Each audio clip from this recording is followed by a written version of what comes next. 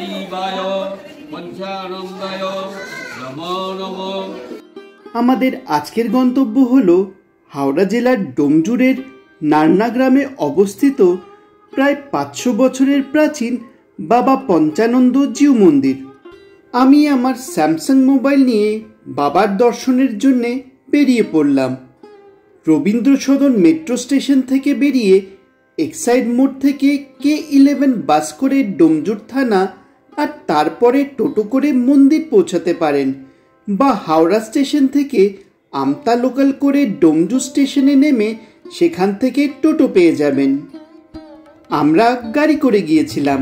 কলকাতা থেকে দূরত্ব প্রায় 28 কিলোমিটার। বাবার মন্দিরের আগে রাধা গোবিন্দ মন্দির পড়বে, তাই রাধা গোবিন্দের দর্শন করে নিলাম। এই মন্দিরের তোরণ মার্বেল দিয়ে বানানো, আর উপরে সিদ্ধিদাতা গণেশ বিরাজমান আছে।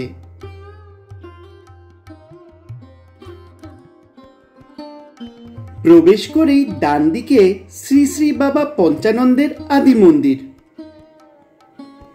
আর এই হলো অশ্বত্থ গাছের নিচে অবস্থিত বাবা পঞ্চানন্দর মূল মন্দির।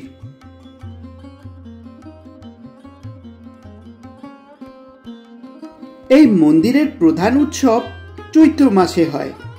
এইখানে চৈত্র মাসে বিশাল চড়কের মেলা হয়। এই মেলায় লক্ষ লক্ষ দর্শনার্থীদের সমাগম হয়। লোকবিশ্বাস যে বাবা পঞ্চানন্দ মহাদেবের এক রূপ, অন্য মতে উনি শিবের পুত্র। মূলত গ্রামরক্ষক, সন্তানদাতা আর শস্য দেবতা হিসাবেও বাঙালি হিন্দু সমাজে তার পূজার প্রচলন আছে।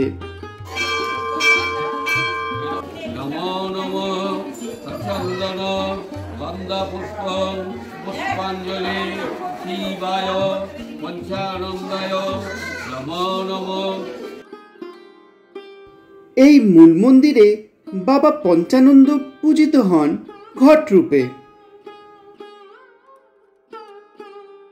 এই হলো নাট মন্দির, আর এই দিক দিয়ে পুকুরে যাওয়ার রাস্তা। কথিত আছে দুবারাম ঘোষ নামের এক বাসিন্দা পঞ্চানন্দ দেবের স্বপ্নাদেশ পেয়েছিলেন যে পাশের পুকুরে দেবতা আছেন। পরদিন সকালে তিনি পুকুরে গিয়ে দেখতে পেয়েছিলেন সেইখানে একটি ঘট রয়েছে।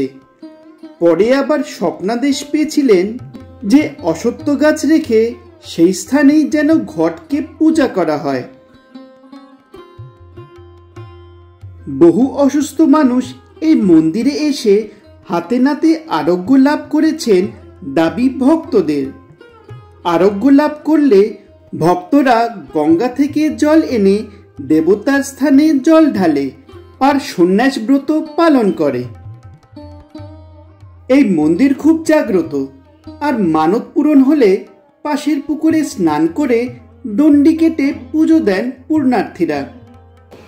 নমঃ শিবায় শান্তায় আরণেত্রয় হেতবে নিবেদয়ামি চাকমানং গঙ্গতি পরমেশ্বর শিবায় পঞ্চানন্দায়। আর এরকম ব্লগস দেখতে চাইলে ভিডিওকে লাইক করে চ্যানেলকে সাবস্ক্রাইব করতে ভুলবেন না।